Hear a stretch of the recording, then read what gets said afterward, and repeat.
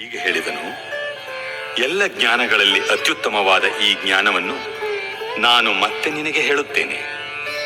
ಈ ಜ್ಞಾನವನ್ನು ತಿಳಿದುಕೊಂಡು ಮುನಿಗಳು ಪರಮಸಿದ್ಧಿಯನ್ನು ಪಡೆದರು. ಈ ಜ್ಞಾನದಲ್ಲಿ ನೆಲೆಗೊಂಡವನು ನನ್ನ ರೀತಿಯ ದಿವ್ಯ ಸ್ವಭಾವವನ್ನು ಪಡೆಯುವನು. ಹೀಗೆ ನೆಲೆಗೊಂಡವನು ಸೃಷ್ಟಿಕಾಲದಲ್ಲಿ ಹುಟ್ಟುವುದಿಲ್ಲ ಮತ್ತು ಪ್ರಳಯ ಕಾಲದಲ್ಲಿ ವ್ಯಥೆ ಪಡುವುದಿಲ್ಲ. ಭರತ ವಂಶದವನಾದ ಅರ್ಜುನನೇ, ಒಟ್ಟು ಐಹಿಕ ವಸ್ತುವಿಗೆ ಬ್ರಹ್ಮನ್ ಎಂದು ಹೆಸರು. ಅದು ಜನನದ ಮೂಲ. ನಾನು ಆ ಬ್ರಹ್ಮನ್ಗೆ ಗರ್ಭದಾನ ಮಾಡಿ ಎಲ್ಲ ಜೀವಿಗಳು ಹುಟ್ಟುವುದು ಸಾಧ್ಯವಾಗುವಂತೆ ಮಾಡುತ್ತೇನೆ. ಕೌಂತೆಯ, ಜೀವಂತ ಪ್ರಾಣಿಗಳ ಎಲ್ಲ ವರ್ಗಗಳು ಇರುವುದು ಸಾಧ್ಯವಾಗುವುದು ಐಹಿಕ ಪ್ರಕೃತಿಯಲ್ಲಿ ಹುಟ್ಟುವುದರಿಂದ. ನಾನೇ ಬೀಜವನ್ನು ನೀಡುವ ತಂದೆ, ಇದನ್ನು ತಿಳಿಯಬೇಕು. ಐಹಿಕ ಪ್ರಕೃತಿಯಲ್ಲಿ 3 ಗುಣಗಳಿವೆ: ಸತ್ವ, ರಜಸ್ಸು ಮತ್ತು ತಮಸ್ಸು. ಮಹಾಬಾಹುವಾದ ಅರ್ಜುನನೇ, ನಿತ್ಯನಾದ ಜೀವಿಯು ಪ್ರಕೃತಿಯೊಡನೆ ಸಂಪರ್ಕ ಪಡೆದಾಗ ಅವನು ಈ ಗುಣಗಳ ಬಂಧನಕ್ಕೆ ಸಿಕ್ಕಿಕೊಳ್ಳುತ್ತಾನೆ. ಪಾಪರಹಿತನೇ, ಸಾತ್ವಿಕ ಗುಣವು ಇತರ ಗುಣಗಳಿಗಿಂತ ನಿರ್ಮಲವಾದುದು. ಆ ಕಾರಣದಿಂದ ಅದು ಪ್ರಕಾಶಮಾನವಾದದ್ದು. ಅದು ಮನುಷ್ಯನನ್ನು ಎಲ್ಲ ಪಾಪಕರ ಪ್ರತಿಕ್ರಿಯೆಗಳಿಂದ ಬಿಡುಗಡೆ ಮಾಡುತ್ತದೆ. ಈ ಗುಣವನ್ನು ಹೊಂದಿದವರನ್ನು ಸುಖ ಮತ್ತು ಜ್ಞಾನಗಳ ಪ್ರಜ್ಞೆಯು ಬಂಧಿಸುತ್ತದೆ. ಕೌಂತೆಯ, ರಜೋಗುಣವು ಮಿತಿ ಇಲ್ಲದ ಆಸೆಗಳು ಮತ್ತು ಬಯಕೆಗಳಿಂದ ಹುಟ್ಟುತ್ತದೆ. ಇದರಿಂದಾಗಿ ದೇಹಧಾರಿಯಾದ ಜೀವಿಯು ಐಹಿಕ ಕಾಮ್ಯ ಕರ್ಮಗಳಲ್ಲಿ ಸಿಕ್ಕಿಕೊಳ್ಳುತ್ತಾನೆ. ಹೇ ಭಾರತನೇ, ಅಜ್ಞಾನದಿಂದ ಹುಟ್ಟಿದ ತಮೋಗುಣವು ದೇಹಧಾರಿಗಳಾದ ಎಲ್ಲ ಜೀವಿಗಳ ಭ್ರಮೆ. ಈ ಗುಣದ ಪರಿಣಾಮಗಳೆಂದರೆ ಹುಚ್ಚು, ಪ್ರಮಾದ ಮತ್ತು ನಿದ್ರೆ. ಇವು ಬದ್ಧ ಆತ್ಮವನ್ನು ಬಂಧಿಸುತ್ತದೆ. ಅರ್ಜುನ, ಸತ್ವಗುಣವು ಮನುಷ್ಯನನ್ನು ಸುಖವಾಗಿರಲು ಬದ್ಧಗೊಳಿಸುತ್ತದೆ. ರಜೋಗುಣವು ಕಾಮ್ಯಕರ್ಮಗಳನ್ನು ಮಾಡಲು ಬದ್ಧಗೊಳಿಸುತ್ತದೆ.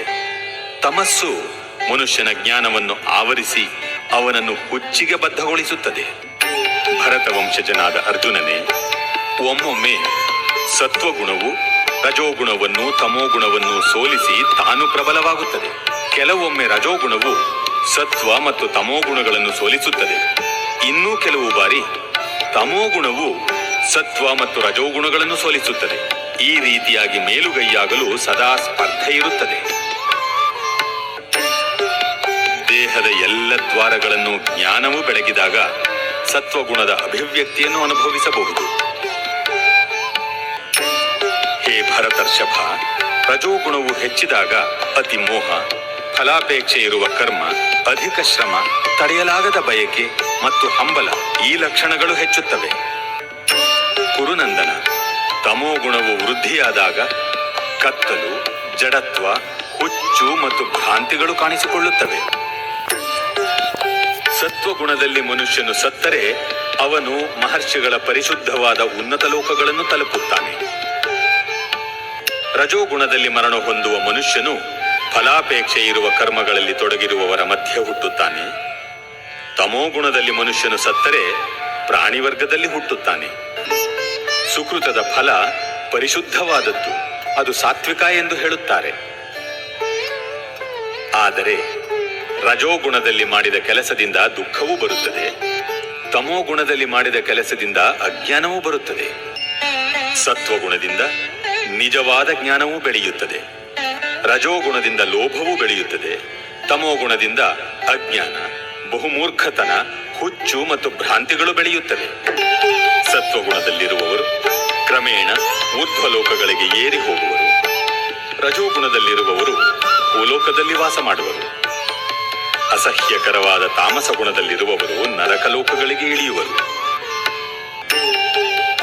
ಎಲ್ಲ ಚಟುವಟಿಕೆಗಳಲ್ಲಿ ಈ ಗುಣಗಳಲ್ಲದೆ ಬೇರೆ ಕರ್ತೃವಿಲ್ಲ ಎನ್ನುವುದನ್ನು ಮನುಷ್ಯನು ಸರಿಯಾಗಿ ಅರ್ಥ ಮಾಡಿಕೊಂಡು ಈ ಎಲ್ಲ ಗುಣಗಳಿಗೆ ಅತೀತನಾದ ಪರಮ ಪ್ರಭುವನ್ನು ಅರಿತಾಗ ಆಧ್ಯಾತ್ಮಿಕ ಭಾವವನ್ನು ಪಡೆಯುತ್ತಾನೆ. ದೇಹಧಾರಿಯಾದ ಜೀವಿಯು ಐಹಿಕ ದೇಹದೊಂದಿಗೆ ಸಹಯೋಗವಿರುವ ಈ 3 ಗುಣಗಳನ್ನು ಮೀರಬಲ್ಲವನಾಗಬೇಕು.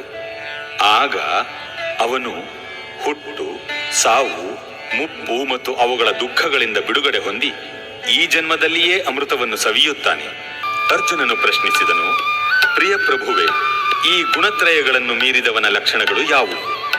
ಆತನು ಹೇಗೆ ನಡೆದುಕೊಳ್ಳುತ್ತಾನೆ?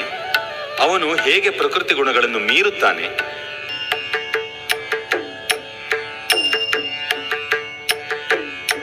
ದೇವೋತ್ತಮ ಪರಮಪುರುಷನು ಹೀಗೆಂದನು, ಹೇ ಪಾಂಡವ, ಈ ಲಕ್ಷಣಗಳಿರುವ ಮನುಷ್ಯನು ಗುಣಗಳನ್ನು ಮೀರಿದವನು ಎಂದು ಹೇಳುತ್ತಾರೆ.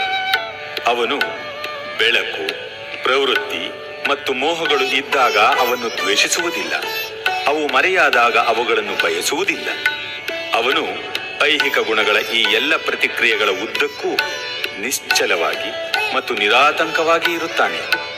ಗುಣಗಳು ಮಾತ್ರವೇ ಕೆಲಸ ಮಾಡುತ್ತವೆ ಎನ್ನುವುದನ್ನು ಅರ್ಥ ಮಾಡಿಕೊಂಡು ಉದಾಸೀನನಾಗಿ ಮತ್ತು ಆಧ್ಯಾತ್ಮಿಕ ಮನಸ್ಕನಾಗಿ ಉಳಿಯುತ್ತಾನೆ. ಅವನು ಆತ್ಮನಲ್ಲಿ ಸ್ಥಿರನಾಗಿ ಸುಖ ದುಃಖಗಳನ್ನು ಒಂದೇ ರೀತಿ ಕಾಣುತ್ತಾನೆ. ಒಂದು ಮಣ್ಣಿನ ಹೆಂಟೆ, ಒಂದು ಕಲ್ಲು, ಒಂದು ಚಿನ್ನದ ತುಂಡು ಎಲ್ಲವನ್ನೂ ಸಮದೃಷ್ಟಿಯಿಂದ ಕಾಣುತ್ತಾನೆ. ಪ್ರಿಯ ಅಪ್ರಿಯಗಳ ವಿಷಯದಲ್ಲಿ ಒಂದೇ ಸಮನೆ ಇರುತ್ತಾನೆ. ಹೊಗಳಿಕೆ, ತೆಗಳಿಕೆ, ಮಾನ, ಅಪಮಾನ ಇವುಗಳ ವಿಷಯದಲ್ಲಿ ಒಂದೇ ರೀತಿ ಇದ್ದು ಸ್ಥಿರನಾಗಿರುತ್ತಾನೆ.